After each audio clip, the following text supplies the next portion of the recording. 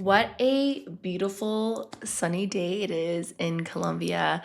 Today is Thursday, January 23rd, and we are doing a episode on exactly what I do when I'm feeling inflamed, when I'm noticing more gut issues, when I'm noticing eczema flares. The reason why I wanted to do this episode right away is because I actually went through couple flares in the past week from eating certain foods. And so I want to talk about exactly what happened the past week and some of the supplements that I have been taking to help with healing this inflammation in my body that I've been experiencing. So let's quickly talk about what inflammation is first, because inflammation can show up in different parts of your body. It can show up in all areas of the body, different organs, in your skin, in your mind, in your gut. Everyone's body has its own way of presenting inflammation.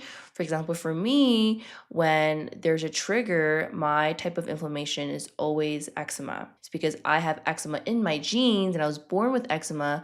So whenever there is a trigger or a stressor, usually it's my eczema that flares. However, for someone else who doesn't have eczema, maybe when they experience inflammation, they have constipation, maybe they experience severe migraines, maybe they have joint pain. For those of you listening who may not have eczema and you have different symptoms, that's something to keep in mind of. It doesn't have to be a skin symptom. It can also show up in a different way. And also, if you do have eczema listening to this episode, when you have eczema symptoms, you likely have other inflammatory symptoms as well. Usually when you're experiencing inflammation, it's not just like one symptom because all of your organs and your systems are interconnected, right? Your skin is connected to your gut is connected to your brain is connected to your liver, it's connected to your lungs. So everything is interconnected. So when you experience one symptom in a particular system, you will likely be experiencing a different system or a different symptom in a different system. A bit of a tongue twister. And so when it comes to what causes inflammation, it's multifactorial. It could be an infection, it could be a stress, your diet, environmental allergies, toxins, so many different reasons. And so today I want to talk about specifically what has caused my inflammation that I have been experiencing over the past week and a half that is actually healing incredibly fast because I know what to do when I'm feeling inflamed. So let's jump into my story in the past week. Now that you have a better understanding what inflammation can look like, what your symptoms mean, how to address it. And I just want to say as a disclaimer, anything that I'm recommending today is based on my experience, my journey, my symptoms, my body. Again, everyone's body is very unique. What worked for me might not work for you. So just keeping that in mind. This is not like medical advice or anything like that. It's just sharing my experience.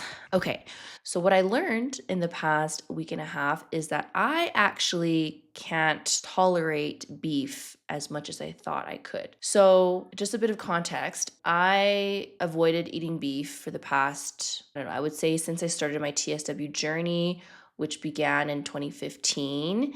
And I pretty much just avoided beef all those years. And the reason because in traditional Chinese medicine, they say that beef is really inflammatory for a lot of conditions, eczema included. That was also what was told by my acupuncturist and traditional Chinese medicine doctor that I used to see in Vancouver. And I would also notice in my TSW journey that when I ate beef, I would feel itchier and I would feel more inflamed.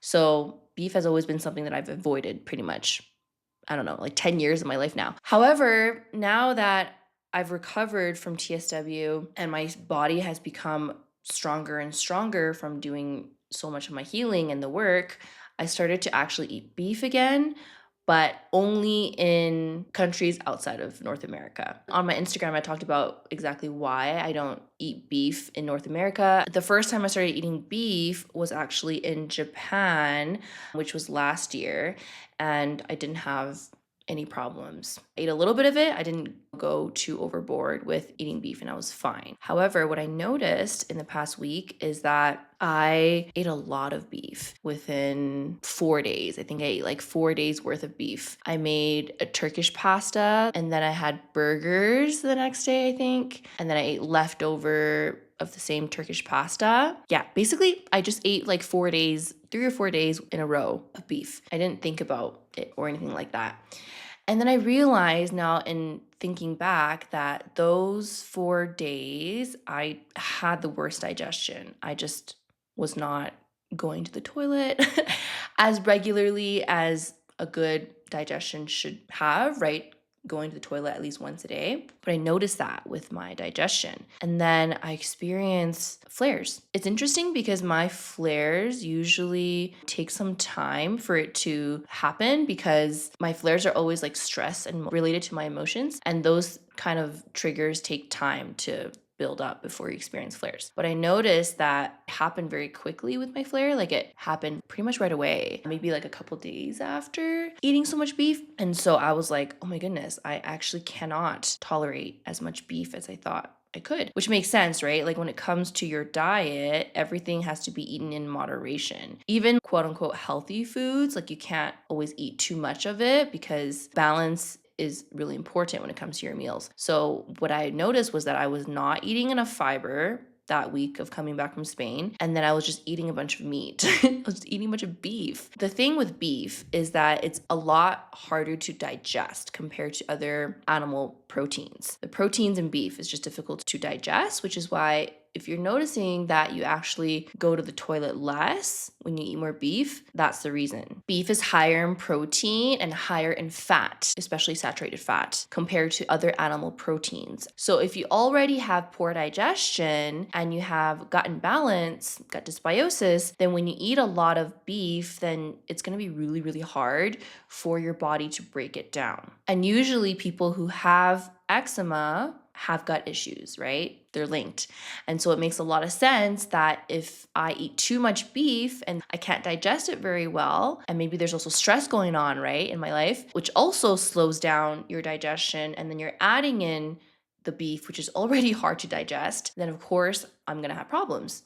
And so that's what I noticed. I wasn't digesting and I was experiencing flares from eating too much beef in a short period of time. This also applies to anyone who has gallbladder issues. Your gallbladder is responsible for fat digestion. So if you have poor gallbladder function or you've had your gallbladder removed and then you're eating lots of fat from beef and other foods, you're also going to notice symptoms as well. Maybe pain in the gut, or you're just not going to the toilet every day. So that's something to keep in mind of. And, I'm not trying to cause any fear around eating beef, but again, it depends on your body. So if you're listening to this podcast, you're like, oh my gosh, you know what? I actually eat a lot of beef and I'm having these problems. Then that's something to consider, to maybe cut down on the beef and eat more of those leaner proteins like chicken, fish, turkey, plant-based proteins, better for your health and your gut. Okay, so with my experience, so I started getting inflamed and I started getting patches on my finger. You can kind of see it's like a lot better now because I have like a skincare routine that I use. And then on my elbow creases, which it's like flaky right now because it's healing. Flaking is healing. And then a little bit behind my knees, I started to do my own like clinical assessment on myself, like the same assessment that I do with my clients, and really tune into my body and being like, okay, where are my flares presenting and what do they mean? Usually, from a skin perspective, when you have flares in your elbow creases and behind the knees, under your armpits, in between your groin area, the folds, that is usually fungal related. And so that's exactly where I was experiencing flares, behind my knees, in my elbow creases. I was feeling really itchy a couple days after not eating so well, under my armpits, getting these like round patches. And I was like, oh my gosh, this is so much like candida, because that's how candida can present in the sweaty areas. And then I also just wasn't having the best digestion, which can also be a symptom of fungal overgrowth as well. But it's interesting because usually when I'm assessing someone with candida, they typically have a lot of sugar cravings as well, which I don't have any sugar cravings. I just had these like symptoms on my skin that felt very fungal to me. So here is exactly what I do to heal inflammation. Number one, first and foremost, is to cut out beef. I noticed that beef just doesn't work for me. I can't eat it in large amounts. I can do a little bit at a time, but large amounts I don't tolerate. Number two, I started to eat more dark leafy greens, beets, and carrots. I wasn't getting enough fiber that week and I was eating too much beef. So I started to include more of the dark leafy greens, beets, and carrots into my diet. I've been making smoothies and adding greens, adding avocado, some fruit, just to give my body more nutrition, more fiber, more antioxidants, which is what your body needs to heal from inflammation. Been roasting a lot of beets and carrots, onions, garlic. These are very high in nutrients, high in prebiotics, which is what your gut needs in order to flourish. Fiber is what gives you good gut health. It's what supports your gut microbiome. And so that's what I was lacking in my diet. Third thing that I did to help with my inflammation is drink more bone broth. Bone broth is very healing for the gut. It contains minerals and vitamins and collagen as well. I got some organic bone broth from the farm and I started drinking a cup a day, and that helped a lot with my gut symptoms. And then I started to notice the inflammation healing as well. Made sure that I'm including more prebiotics, garlic, onions, leeks, asparagus. Those are all very high in prebiotics. Adding banana to my oatmeal, for example. And then what else I've been doing is course, supplements. I have it right here with me. I'm going to share with you guys what I've been taking. First and foremost, I have my glycine powder. Glycine is really good for supporting your liver, especially for someone that's noticing a lot of itching. I've been getting these allergic symptoms from the beef. I started taking the glycine powder. Usually I take about 1 teaspoon, which gives about like 5 grams of glycine. So this is good. And then what else I've been taking is omega-3s. Omega-3s are really good for inflammation, especially systemic inflammation. It helps with skin healing as well. It's good for the gut. The thing with omega-3 fatty acids is that when you're experiencing inflammation, you need to take high doses of EPA and DHA. One soft gel contains 500 milligrams of EPA. I think this was the highest dosage I could find on iHerb, which is where I get my supplements from, and it's 500 milligrams. So I started taking 3 capsules a day so that I could achieve the 1500 milligram recommendation when it comes to inflammation, more or less. That's been helping me. And then, of course, vitamin D. This one is from Designs for Health. I always prefer liquid version or soft gel. It's better absorbed. Vitamin D absorbs better when you take it with food and when it's in a liquid form or soft gel. Lots of research around vitamin D and eczema, vitamin D in your mood and your immune system. This one drop is 2,000 international units. Depending on your levels, you want to take more or less, but I take 1 drop. Okay, and then for Candida. So I started taking the Now Candida Support. This one is a blend of herbs. So big fan of Palo Arco, black walnut, and oregano oil. Those are all natural antifungals. I've been taking this with food, 2 capsules a day to help support the candida and the fungal stuff that's been in my body from not only the low fiber intake lately, but drank a bunch of alcohol during the holidays. Okay, and then this quercetin is a natural antihistamine. I love taking this when I'm just feeling like an itch attack is coming or I have an allergic reaction to something. Quercetin is always very handy for that. It's a good substitute if you don't want to take prescription antihistamines and you want to do something more natural. Quercetin is going to be your best friend.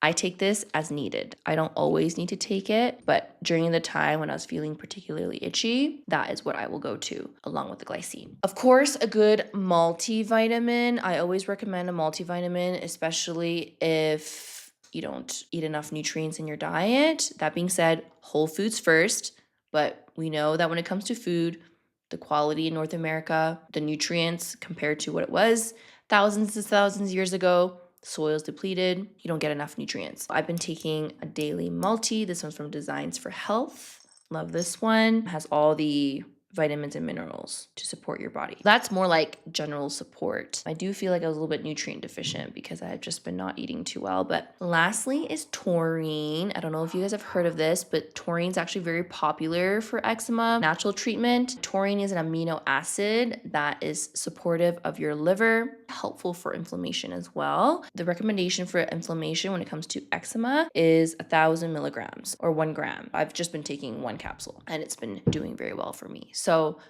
those are my supplements that I take. Oh, I didn't put that here, but I also take an ashwagandha for stress.